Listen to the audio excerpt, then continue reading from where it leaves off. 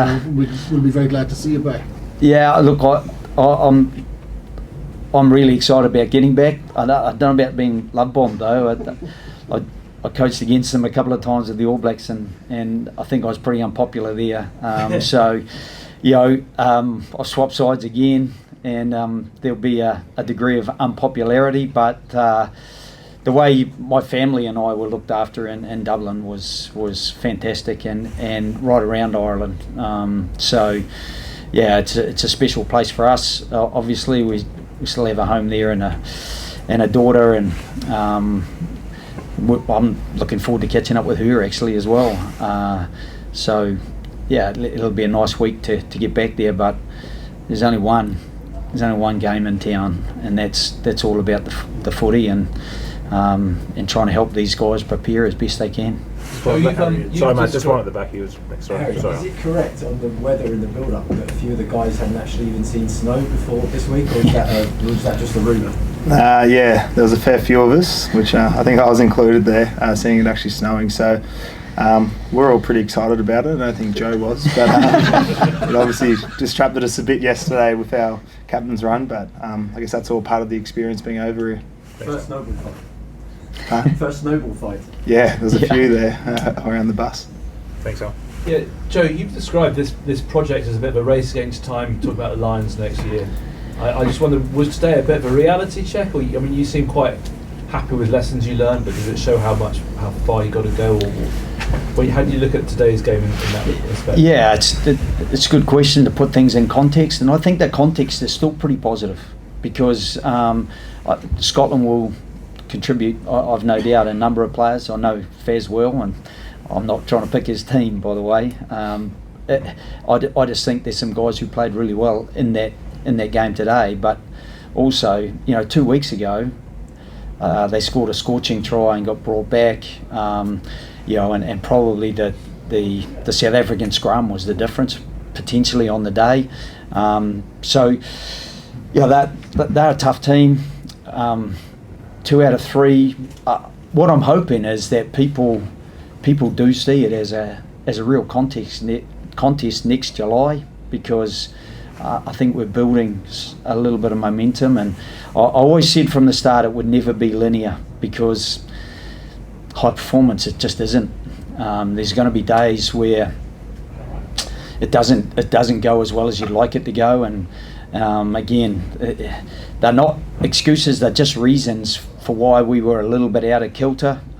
We lacked a bit of our cohesion from the last 2 weeks when we lost a couple of guys, a hooker and a lock. That's a little bit of our cohesion up front in the lead up, and I thought on the back of that our start was still really positive, so there are no excuses. But Scotland are a good side, and hopefully people can still see that there's some quality starting to be built through an Australian side that's actually starting to show a bit of depth, albeit with some pretty inexperienced players. As I said, the front row, probably a dozen caps between them to finish the game. It's a big ask for those young men, but exciting for us to start getting them involved, because that's a bit of a long-term project. Do you expect to see a fair few Scots next summer, the Lions, Joe?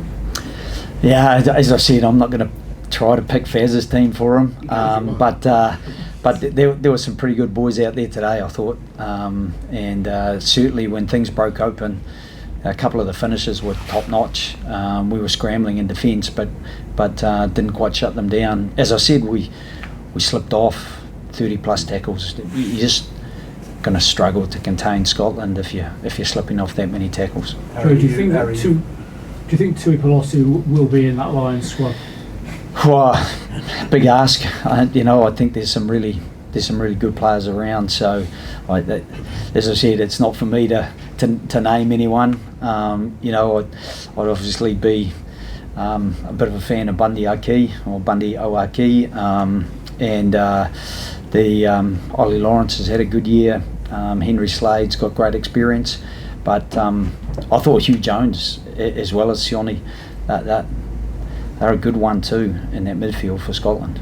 Harry, you guys have obviously had a match-by-match focus. Like the Grand Slam dream is over. Is it disappointing that that's not on the table? now that you can, I guess, talk about it? Yeah, it is disappointing. Obviously, we were really trying to take it week to week, but I know everyone really wanted to, I guess, be a part of a bit of history. So, it does hurt, but I guess for us, it's pretty exciting to get the opportunity against Ireland in 6 days' time, because I guess they've been the benchmark for rugby over the last few years with South Africa. So we're all pretty excited for that opportunity.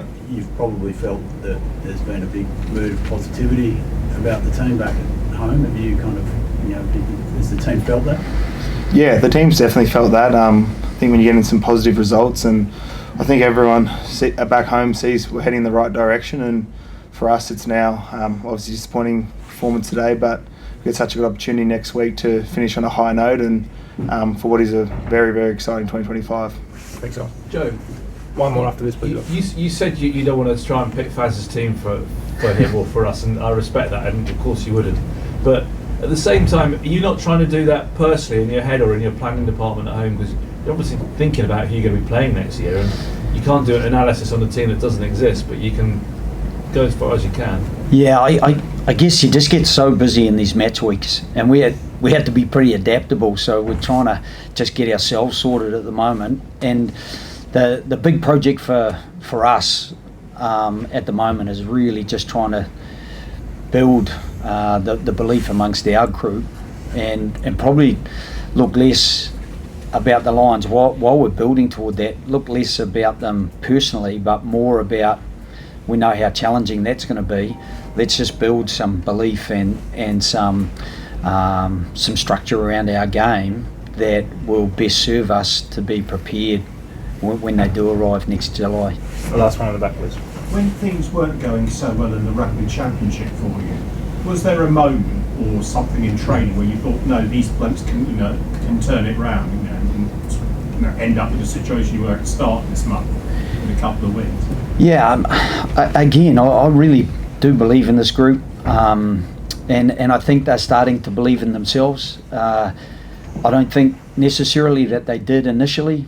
I think it was a little bit of a deflated situation initially, but in some of those games, we missed a kick to lead South Africa at half time in Perth. That would have been a real fillip for us and an opportunity.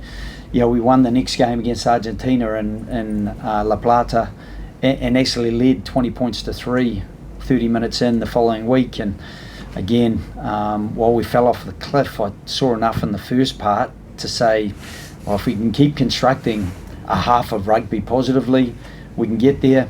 Same with the All Blacks.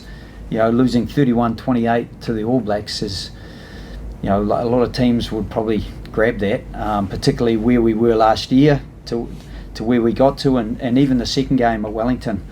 In the 38th minute, we're ahead, leading into half time, and deservedly so. So that was a rugby championship that allowed us to get a bit of belief, because we're gauging ourselves on a whole lot of on-field behaviours, not just the end result. And unfortunately, we're looking for those on-field behaviours to gain the result, and we didn't today because we're up against a really well-coached, well-drilled, mature Scotland side that executed really well.